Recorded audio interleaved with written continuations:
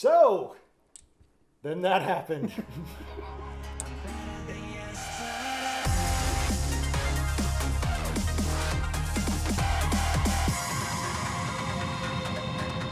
Hi, I'm Brett Mauser, and I don't even know where to begin on this one. As you may or may not have been aware, there's been a recent release, and we've found out what I've kind of been doing the last few months. I have this. Well, they're finding out. They're finding out, yes. So today I'm going to be discussing that. Not really involved necessarily with film, but it does reflect on a lot that we have talked about in the past.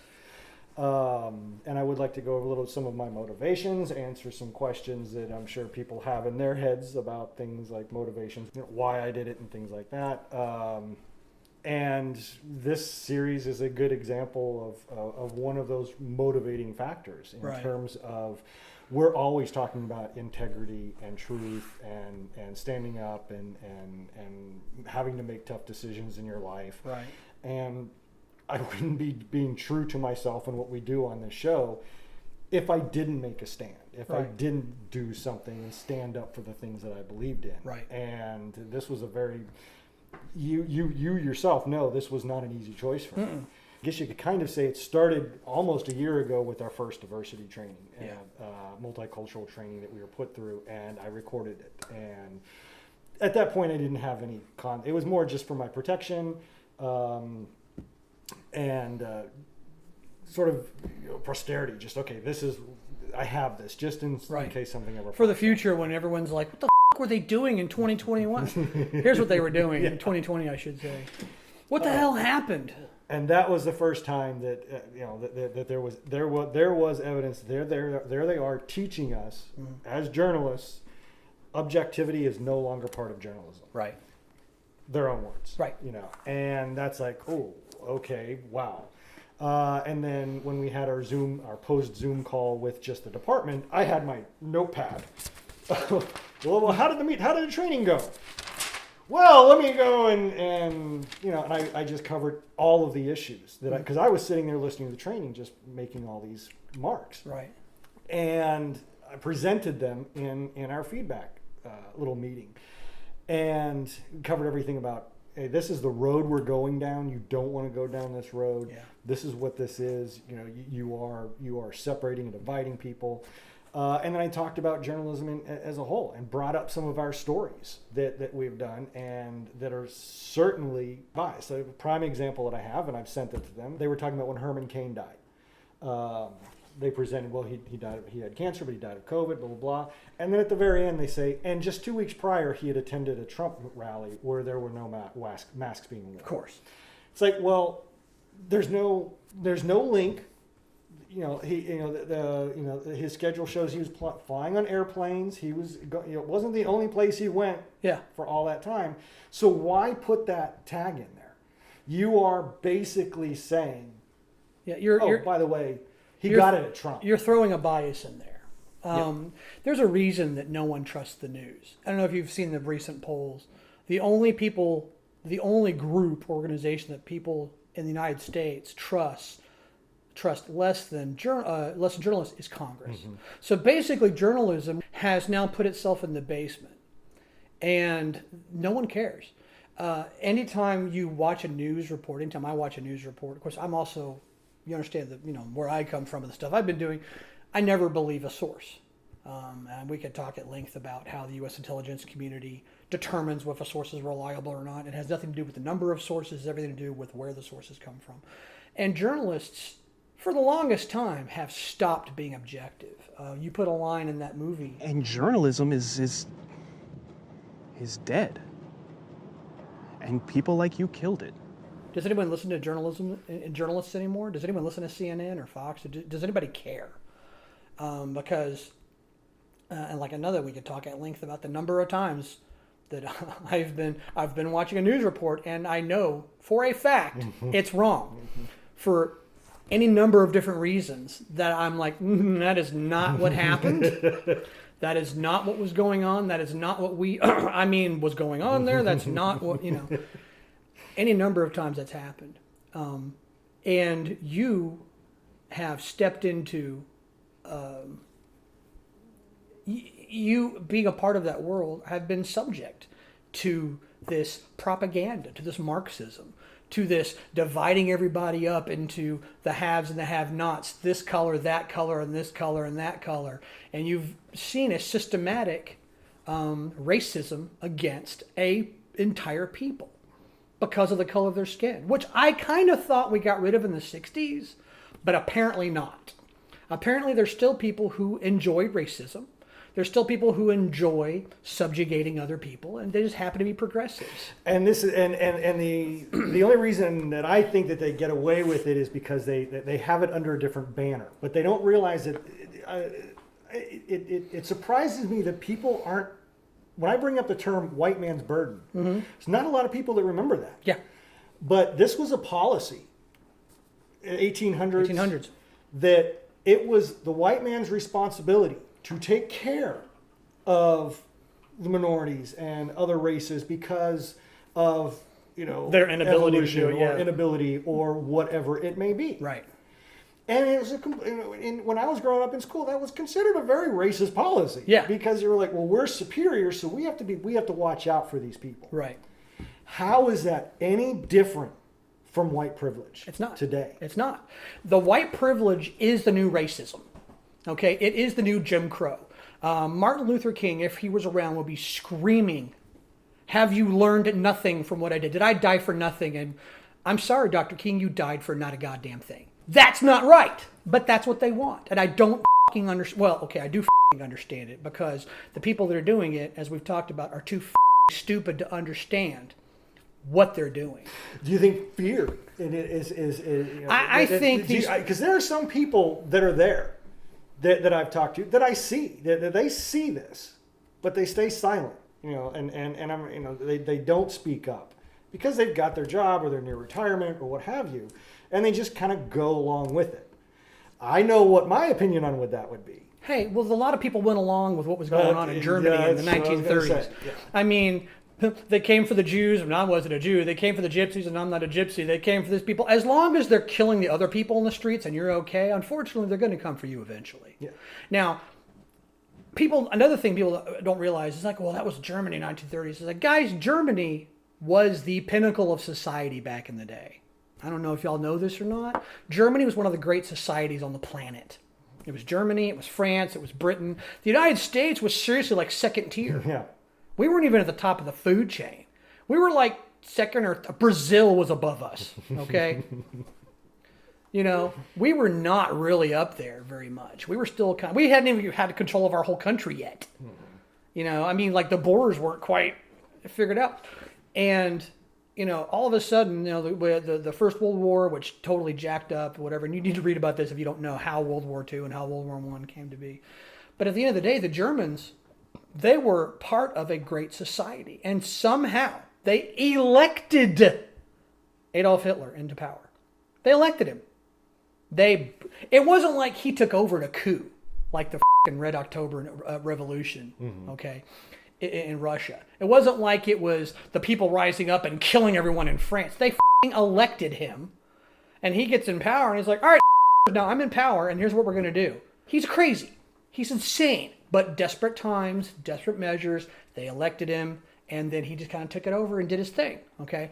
People don't think it can happen here. Oh, that could never happen. Oh, we're this, we're that. It's like, I thought that we were talking about how America wasn't exceptional. Do you think you're so exceptional do we think we're exceptional because it can happen, or do we think we're not exceptional, therefore it can happen? Because you can't have it both ways. History has taught me, because I study history. History and science have taught me that every nation rises and every nation falls. Yes.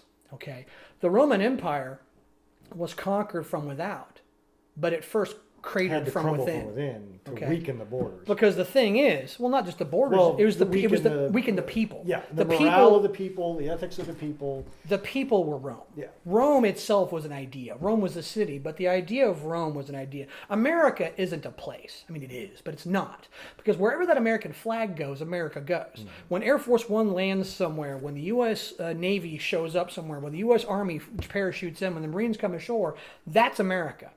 Okay? America is an idea. Wherever there are Americans, it is America. When I was based in Germany, when I've been in places, when I'm in certain places, my airplane is America.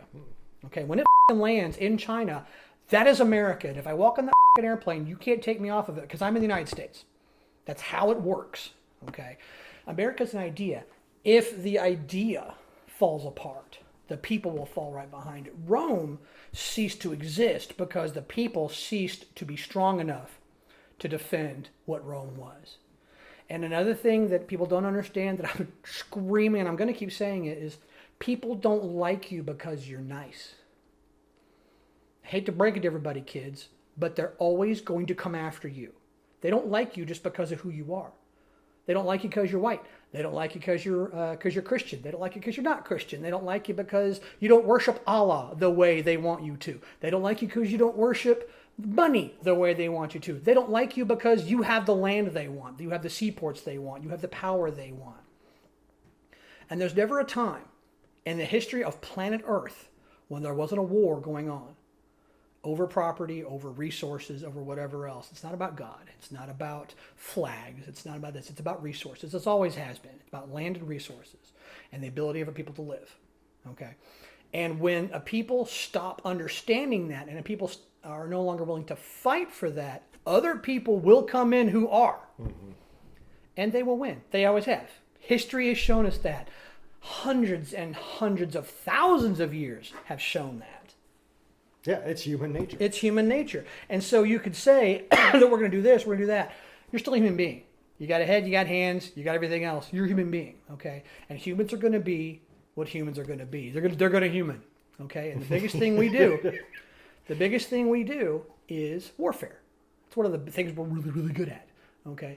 And the way you prevent that isn't by being nice to each other. It's by strength. Now, I'm not saying you got to be assholes to everyone, okay? The Romans were tough as balls on those who fought them. But then when they took over an area, they built roads and stuff and brought medicine and money, and you could join the legions and be a part of it, and your kids could be citizens and get and they could vote and do everything else that a Roman citizen can do, okay?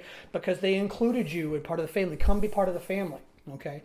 It's those people who said, I don't want to be part of the family, that got the problem. And then the problem was, as more and more people started doing that, oh, I'm this, oh, I'm not that, I'm not Roman, I'm not this, I'm not that. And so they started falling apart, they started splitting up, they started breaking away from themselves. When you divide... And that's exactly what's going on. When you divide... There's a phrase we use in the military, divide and conquer. Yes. And the concept is you split areas off, you split units off, you split things up. Because it's a lot harder to take on one big thing. It's the flank. The idea of the flank, you know about the idea of the flank? When you divide a country or a nation or a unit or any group of people, you can, as the wolves do, separate them from the herd and then you can kill them. Separate them out and then you can destroy them. Separate them out and then you can conquer them.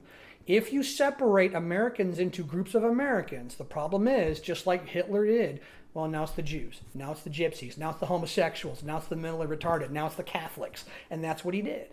That organization is being taught to divide into age, into sexual orientation, into race, into socioeconomic status. And think of yourself as these different things. Right. And even to the point where being diverse, and being diverse means not being white, being anything but white. Yeah. So because if white you're people, white, we're not you're diverse. Yeah. Because there's no such thing as, you can't look at a German, an Italian, somebody with with the different heritage and the different backgrounds. Yeah. That's not diverse. Yeah. Because a Scottish white guy is totally the same as a French white guy, who's totally the same as a Greek white guy. Now who's being racist? Now who's the racist? What was the training you were doing? Is how do you feel about someone in a wheelchair, someone this, who's someone who's poor, blah, blah. Yeah. And it's one of those things where I don't f***ing care. Yeah, they want you to order each one of those boxes. Yeah. Where do you list this on the matter of importance? Age, socioeconomic status, race. And they want us to order these. Yeah. Put them in level of importance. And I'm in the chat saying, I don't care. Well, because that's so they can better determine how to arrange the rail cars to sit under the gas chamber. If everyone really doesn't like the old people, we gas them first. If everyone doesn't like the Jews, we gas them first. Is that what we're doing? Because it's been done. Mm-hmm. Is that what we're doing? Well, that's ridiculous. You shouldn't say that. Is it ridiculous? Because I'm seeing the same fucking things happening here that were happening there. It doesn't start with someone just walking in and waving a stick and killing everybody. That's not how it happens. You divide, you conquer. You can't take on the whole chicken at once. I mean, some people can. No, I don't know anybody who can. You have to cut up your meal, okay? You can't just jam everything into your mouth at once. And so that's what's happening. The progressives, which is what they are, the progressives have this incessant need to divide and conquer. Marxists have been the same way. Communists, the National Socialists, who of course we know. Look up National Socialists and see who they actually are, who we're talking about. They have a famous hooked cross symbol that you're going to love. But that's who they are. These are the same people. Oh, I'm not doing that. That's not who I am. Bullshit. That's not who you are. It's exactly who the fuck you are. You may not think you're wearing red, but you're wearing red. Yeah. No, it's just a darker colored pink. It's fucking red. That's not the same. It's exactly the same. But my motives are pure. But my motives are pure. Of course. It's for the children, which is what Hitler said. Yeah. We need to do this because of the children. That's what Hitler said. And it's because of Germany. That's what Hitler said. You know, it's for the good of the people, which is what Hitler said. Now we bring on Hitler and Hitler and Hitler. Well, yeah, because there is no other comparison I can make. Hitler, Mussolini, Stalin, Lenin. Cuba. Castro. Who do you want me to compare it to? They have all done exactly the same thing that they're doing now. I don't know what to tell you. A spade is a spade. The color red is the color red. The sky is blue, the grass is green. I don't know what to tell you. If you can't understand what's going on, you're a f***ing idiot. Or you're willfully ignorant, which is probably closer to the truth. Yeah. When merit is the only thing I care about, I don't give a what color the person is next to me. I've flown with transgender pilots. A guy who was turning into a woman. Okay? Did I care? It was weird. But could they fly? All I cared about, can they fly the airplane? Can they get me where I'm going? Are they safe? Yes, yes, and yes. Outstanding. You can sleep with who you want to sleep with. You can wear what you want to wear. You want to put on lipstick and earrings? Bill, fine. Whatever. I don't give a Okay? Can you do the job? Can you take care of us? Can you take care of what you need to take care of? And too much of that has been supplanted with, well, what color are you? What race are you? And when you're differently abled and blah, blah, blah. Don't give a I don't give a what color you are. I don't understand when that became the bad thing. The reason that was so important that you did what you did is you need to expose these motherfuckers for what they're doing, because it's assholes like this. It's motherfuckers who are either too stupid or who don't understand or are too caught up in their own insignificant mediocrity, who are trying to make themselves feel better or do whatever because, I don't know, they failed at life or they killed a kitten when they were a kid and it's been bugging them the whole time. Shoot the f***ing cat. Sensitivity has replaced assertiveness and merit. Stop treating people because of the color of their skin. Treat them the way they deserve to be treated by the way they treat you. Okay? I was taught that. We were taught that. That's something we've always done. I don't know where we got away from that. Why the news is telling me I have to think of these people because they're black. They're too dumb to know how to get an ID. What? Because these people are not the same color as me, that I am automatically over them. Because that's what you're telling me. They're under me. They're less than me. I am worth more. I am better. Because that's what they're telling me. Oh, they're disadvantaged because they're black. So what you're telling me is they're not as good as me because they're black. Well, they're disadvantaged because they're Hispanic. So what you're telling me is I'm better than them because I'm white.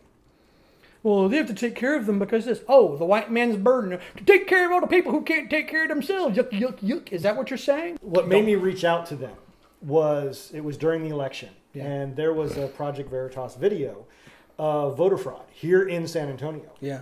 And I sent an email to Dawn, my boss, to say, hey, they've got video of voter harvesting, of her saying that she can get people 50,000 votes and this and that. This is a big story. Are we doing anything on this? 2 or 3 days later, I get an email that's saying, oh, well, I talked to Jack and Project Veritas, we looked them up and they're a right-wing organization. And then one of our competing stations interviewed the woman that was on camera, and she said she knew the cameras were there and was just playing for them. And I'm like, that's what we take that's what we're going with. That's, and what happens a couple months later? She's arrested. She's arrested. And do we do a follow-up story? Do we do a story on that? Nope. No. Why? Because now what happens if you do a story that you have somebody voter harvesting going on and video of it happening and them admitting that that's what they do, can you now then say there's no evidence of widespread voter fraud? No, you can't. It is a cover-up. It is them intentionally pushing that on the back burner. And it's not right. No. They should at least cover that. It happened there in town. Yeah. So that was when I reached out. And there was a long time there. Didn't know if I wanted to do this or not. Yeah. Eventually, for about a month, I ghosted them. Yeah. And I was like, I shouldn't be doing this. Yeah. I can't. I don't. Well, you have this problem called integrity. Yeah. You have a big problem with integrity. And that was about the time that I came to you and I said, this is what's going on. I don't, where do you see me? And I believe I said something along the lines of truth. Truth is somewhat subjective. I've always said that history is written by the victors. Truth is malleable in so much as it's who you're telling what about which. And there are certain times when I could definitely say that, I'm not necessarily proud of this, but there are certain times I can definitely say that the truth has been less than important to me in certain situations. But that's not you. Okay. So one of the things about us is I've always been, this is, like I said, it's going to sound terrible, and there's more to there's more to it than just what I'm saying, but I've always been malleable when it comes to certain things. Okay. Because it's always been, mission first for me. And there are certain times I'm like, yeah, that's not exactly right. Meh. But you, Brett Mauser, I know, right? But you, Brett Mauser, have always been one of these people that I could point to and say, there goes an honest man. And it's rare. It's very rare. I don't consider... There are very few people I can point to and say that. There's like 2, 3 that I know, and you're one of them.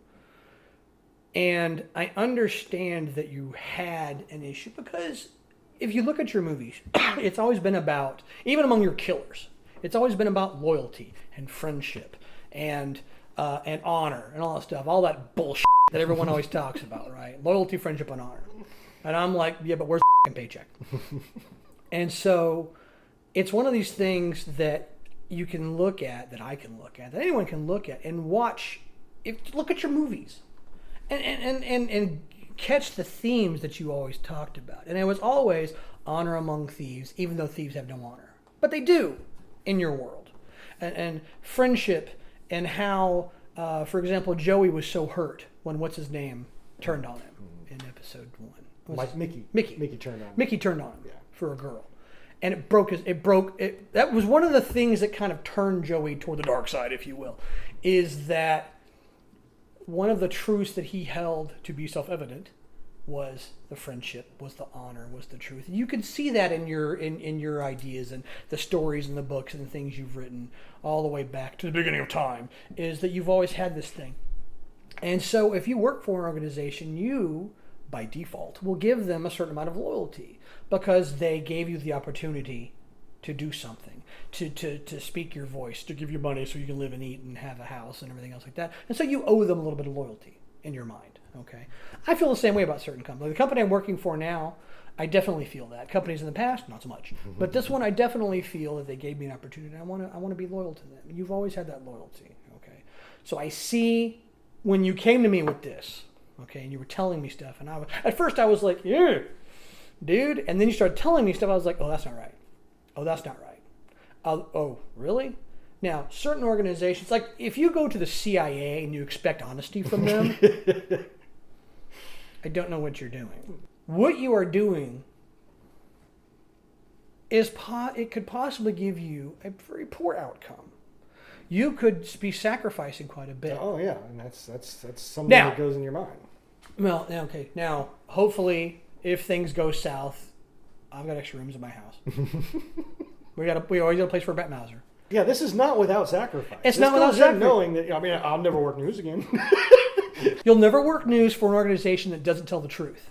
And unfortunately, news organizations don't tell the truth. So of course you're not going to work for the news anymore. You expect truth and honesty and competency, and you're not getting that. Not in the news, not in CNN, not Ken's 5, not any of them. So yeah, you can't work for an organization that doesn't tell the truth. Well, which is then- why you can't work for the CIA. You had brought up something about the what people are going to do, and going in. Just one of the many things that I had to balance was okay. People are going to come after me. Yeah. They're gonna attack me, and I know they're gonna attack me, but they're attacking the wrong person, because the guy who made a movie about a serial killer in a bunny rabbit outfit has heard everything you can say about a guy in the Yeah. review section. If you read my reviews on some of those films, most people would eat a gun by the time they got halfway Well, yeah, through. most people are. Yeah. So what people can say is not gonna affect me at this point, which is probably one of the reasons that that God allowed me to make all these movies, so that He could toughen my skin to get me ready for this. Well, not only that, talking about you being one of the. If I could find, okay, once again, I don't like to use movie references, but in Gladiator, when Marcus Aurelius told Maximus, "You must lead," he's like, "Oh, God, do you want this mantle?" He's like, "Oh, God, no. That's why you must do it." That's you, okay? You're like, I don't want to be part of this. I just want to make my movies. I just want to have a good time. I don't want to do this. Well, that's why you have to do it, okay? You're there. You're seeing it. You're watching it happen. You're watching the beginnings of Marxism. Actually, not even the beginnings. You're watching the development of Marxists in the news, right here in San Antonio. You've got basically Marxism sprouting its head in the newsroom, okay? And Being taught to at reporters. a station level, at a corporate level, because we've got stations across the country being told this, being taught this. This is what you do. Right. So you have an entire organization that's based on giving people the truth, talking to their people about how to not tell the truth. Not be objective. Do not be objective, because that's not your job. I was like, I'm sorry, I thought we were the news. No, you were the news. Now you're the propaganda arm of the news social. That's the thing. I was waiting for that moment to open up my mic and say, if it's not journalism, if it's not objective, then it's not journalism. It's propaganda. It's propaganda. But going back to the attacks, they're going to. You see this on all any kind of whistleblower activity or anything like that. They attack the person. Yeah. It doesn't matter whether I'm right wing, whether I'm a deaf, dumb, mute paraplegic doing this to be able to pay for an important surgery that's going to save my life. Right. Or if I myself am a Marxist who wants to spread this. Right. Or I could turn it around and say, well, the reason I did that with the mask and refused to wear the mask was because it was only recommended. I wanted it to be required, and I wanted them to make that policy required. Right. I could have done that. Yeah. That could be my excuse. Yeah. But it does not change the evidence. It does not change what was said. It Right. does not change what is being taught. Does not change the truth. Look at that evidence. Yeah. Look at the tape. Look at what is being said. But you have to look at yourself in the mirror and know that that's what you're doing. And attacking the messenger, and not and there's no self-contemplation. There's no looking at your own ideas and your own beliefs and what you're fighting for. You're just going to defend this little ideology that you have no matter what. You're going to defend the company line no matter what. Which leads to another thing, is I can hear a lot of people in Ken's going, well, he may have a point, but he went about it the wrong way. No, because for 3 years, I have been pointing out those things. I have been saying, look, this is a danger. Look at this.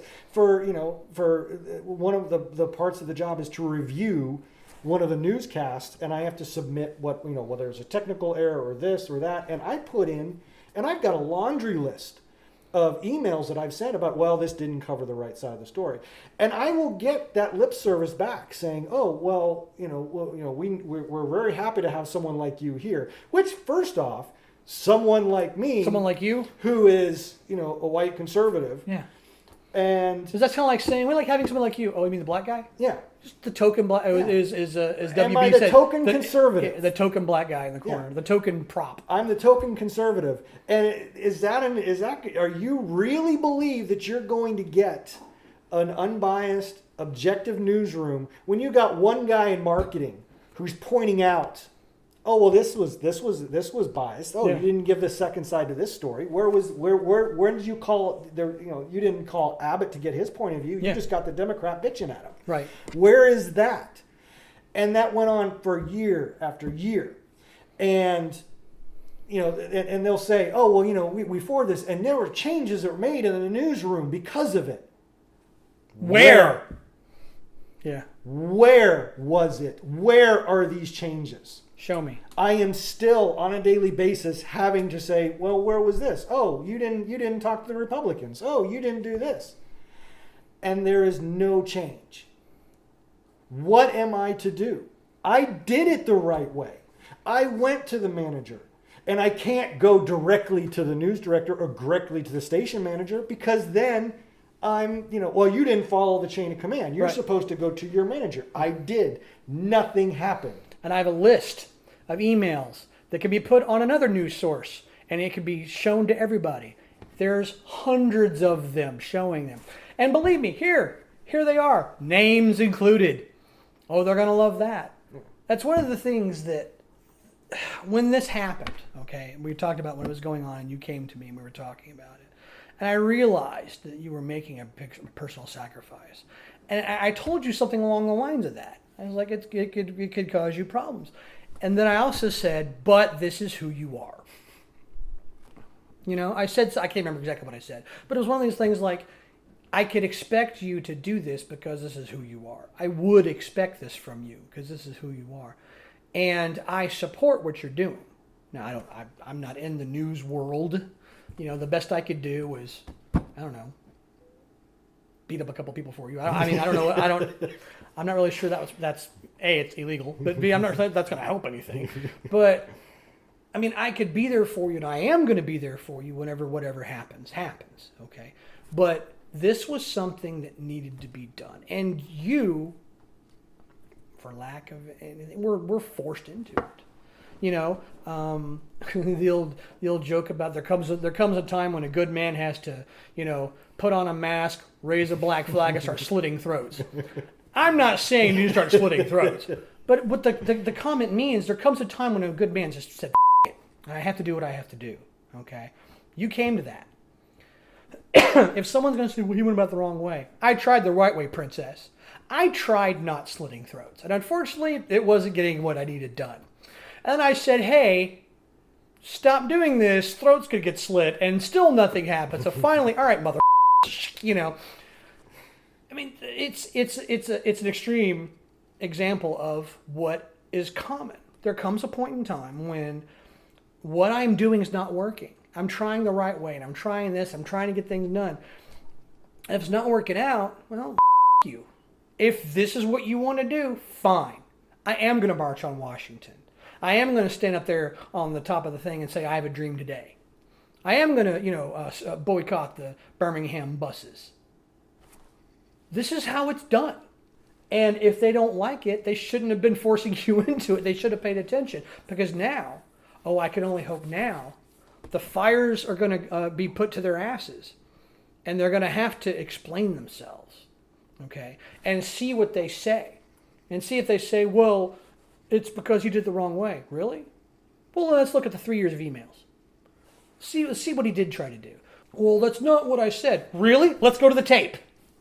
This is exactly what you said. Because you have quite a bit of footage. That's another little thing, kids. Brett's got quite a bit of footage of stuff that they were saying. They can say, well, that's not what I meant. But that's what you said. And when asked to clarify, this is what you said. You didn't say, that's not what I was trying to say. That's what you said. Over and over and over and over again. So why don't you pack your bags and go somewhere else? Moscow, perhaps. I hear they need some pretty good people to feed lies of Marxism to their to the group to try to get that working back again. What do you want? I tried it your way. I tried, and you wouldn't listen to me. So here now we're going to do it my way. After it comes out and after the dust has had clear to settle, there may be some stuff that they didn't cover that I'd like, you know what, I think I'd like to mention this. We'll come back and we'll do a follow-up episode about this topic about some of the things that they didn't talk about that I thought that we wanted, just because they're going to be limited on time as well. Of course. So there may be some stuff that happened that I feel should be discussed. We'll see what happens to my name. You know, I mean, I am just the guy that made the serial. I mean, yeah, and they're gonna come. The first thing that's gonna happen is they're gonna come after the movies. They're gonna come after, oh, he's just a low budget filmmaker. Oh, he made a serial rabbit movie. Oh, he did this. And but there are gonna be people watching my movies just to find out where. Oh, he said this in the movie. Oh no, that was Colin Donovan who said that. He didn't actually say that. It's actually a fictional piece of movie. As of right now, it was the case, because there were moments where I was like, oh, because the paranoia sets in. Because you'll be walking down a hall and somebody who you barely talk to says, "Hi, Brett." They know. They know. Because what do you know? What do you know? We talked about how I'm not cloak and dagger. It's not my thing, you know. Well, I may be the dagger, but not the cloak. I definitely can't do that. I don't have that. I don't have that kind of mentality, you know. So, yeah, I can understand the paranoia of that kind of thing. I was like, oh. There was a breaking point. I mean, up until this past week, I was back and forth, and I have to hand it to Project Veritas. They never pressured me. Yeah. You know, even like I was ghosted them for a month, and they didn't call and harass me and everything. I got a call from O'Keefe one time, and he's just like, "Hey, what do you know? How's we're things just going? wondering how things are going." And one of the reporters at, I think, the Houston station, a Fox station, had just come out, and she just on air said, "Oh, I'm talking to Project Veritas," and that was what turned me, because I was like, I missed this chance to stand up and do something. Yeah. She did, and I didn't, and the next day, O'Keefe just happened to call, and I was like, no, I need to do this. Yeah. And even then, up until this past week, I was round and round and round, but it wasn't until that training, and halfway through, it clicked, and I was like, this is Marxism. Yeah, it's Marxism. And it clicked, and I was like, no. And that's when I was full born.